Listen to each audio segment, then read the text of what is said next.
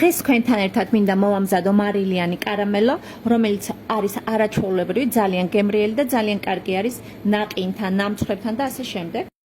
ავიღოთ ქვაბი და დავიწყოთ დაბალ ტემპერატურაზე 1 კილოგრამი კარაქის გალღობა.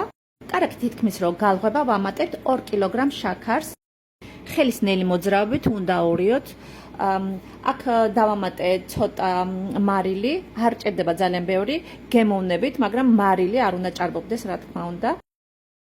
შაქარი და კარაქი რო დაიწყებს დუღილს, აი ესე აიქაფება და აი ჭირდება ძალიან ყურადღება. არ უნდა დავწვათ შაქარი, რომ არ გაგვიმწარდეს კარამელო. ამ დროს ვამატებ ვანილს და ვაკვირდები, როგორც კი დაიწყეს ფერის შეყვითლებას, აი ამ ფერს უმატებ 2 ლიტრ ნაღებს. კარგად აურევ, ჩემო კარგებო, ფრთხილად დავუმატეთ ნაღები, კარგად აურევ, კარგად შერევის შემდეგ ერთ წამოვადუღებთ, გადმოვდგამთ და გაცეულს შევდებთ მაცივარში და გამოვიყენებთ საჭიროებისამებრ. ძალიან